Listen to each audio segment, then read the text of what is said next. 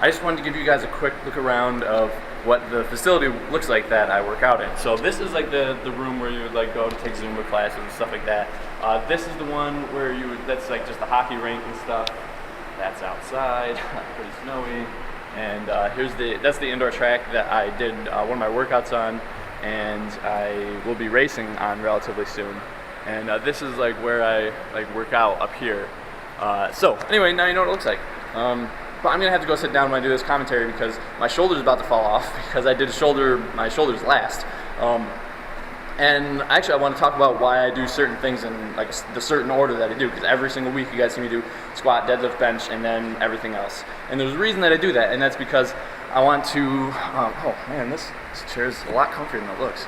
But I always want to make sure that I get those three major things done before like something happens. Like actually, a couple weeks ago, I was putting a 40-pound dumbbell back in the rack, and I got my finger caught between the dumbbell and the rack, and it blew up huge. Like my finger was huge. And it was really painful. But I did like those 3 plus shoulder press or something like that. And so I had all the major exercises all done. And I didn't really need to use my hands anymore because I just had to do like abs and calves, and then I was pretty much done for the day. So that's why I do that certain order. You know, you may want to do another order, but that's what I like. And actually, I like to do squats before deadlift because I don't think that you should ever squat when your back is tired. That's just a recipe for disaster. So anyway, on with the workout. I of course started with squats, and this was actually my first time squatting in a couple weeks just because finals got me like super busy. I still worked out in the ASIS twice a week, so it's not like I wasn't doing anything. I was just doing a little bit less than I was. But now that I have break coming up, I'll be able to squat my heart out. So I hope to be really increasing my squat and just like focusing on working out when I'm at home because I don't have any homework. I'll just be like doing YouTube and working out and maybe working a little bit, who knows. So that actually went really well. I was really surprised that I hit pretty much exactly what I did last time, maybe even a little bit better. The last one was definitely a grinder though. And then I did deadlift and that went really well too. I actually hit 135 for a whole set. I put the 35-pound plate on and the 10-pound because I wasn't sure if I was going to do a drop set. Didn't actually have to because I did 11 reps at 135. And if you'll notice, like in a lot of my workouts, I switch it up. Like I don't do the exact same rep count every time, but I do normally do the same rep count for every single exercise. And that's basically just so that I can remember what I did later when I write it down. There's no like secret magical reason why I did that. So that was deadlift. That went really well as well. And then I moved on to the bench press. Just warmed up with the bar and then just added, I think it was like 65 and then 75 and then 85. And I think I just did like one set of each one, and that went pretty well. Actually, you'll notice that most of the time I use what's called suicide grip. Most of the time I don't wrap my thumb around the bar, and I make sure to put the pressure from my hands through my wrist and like through the pinky side of my hand because I feel like I get a much better contraction in my pecs.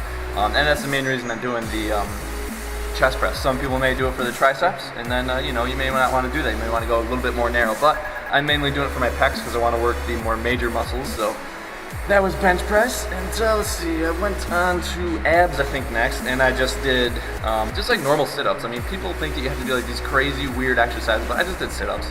And you'll notice I don't go all the way up because we actually learned in my athletic training class. It's pretty cool that I can actually apply stuff that I learned in my classes to my actual workouts. But we learned in my athletic training class that when you're doing ab workouts, if you go all the way up, the last portion of you going up and like basically touching your elbows to your knees is working your hip flexors. So basically you're working your hip flexors, not your abs anymore. So once you bend your back as much as you possibly can, then that's it for your abdominals. Then you're no longer engaging your abdominals. So you are probably actually going to get a better ab workout if you don't go all the way up. Just go as much as your back will bend, and then don't just like force yourself up. Like use momentum or something like that. And I just did like normal sit-ups, and then I just did ones where I'm like twisting to the left and to the right. Anyway, moving on from abs. I did pretty much the same calf workout that I normally do, except for I put 2 plates underneath my foot to give myself like a larger range of motion. So it's the same weight as what I was doing, except for I'm giving myself a larger range of motion to make it a little bit more difficult. And actually, I did up it 5 pounds on the last one. I used a 40-pound dumbbell, and it was really cumbersome. I'm probably not going to use a dumbbell again. But hey, you know, you gotta try things out, see what works and what doesn't.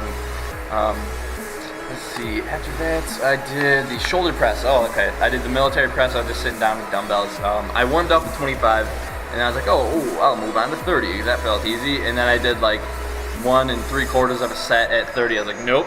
Like after like, I think it was like 9th or 10th rep, I tried to get it up. I was like, nah, it's not happening. So then I just went back and did one more set at the 25. And I think that was my workout. And if you'll notice, I do pretty much the same. I do relatively the same exercises every week. I do like different variations, like I may do incline, decline, or flat bench. But what I normally do when I'm in the weight room to make sure I hit all my body parts that I want to hit are, I always think, did I do my calves? Did I do my quads? Did I do my abs? Did I do my back, my chest, and shoulders? Because I really don't care about my arms. Maybe one of the only guys in the world who doesn't care about his arms. Like I don't do bicep curls or triceps. The most isolation exercise that I'll do for biceps or triceps is like dips or pull-ups or chin-ups or something. That's about it. But anyway, I feel like this is a kind of longer workout Wednesday, kind of more explaining why I do certain things. And I hope it was informative. I hope you guys enjoyed it, and I hope to see you next time.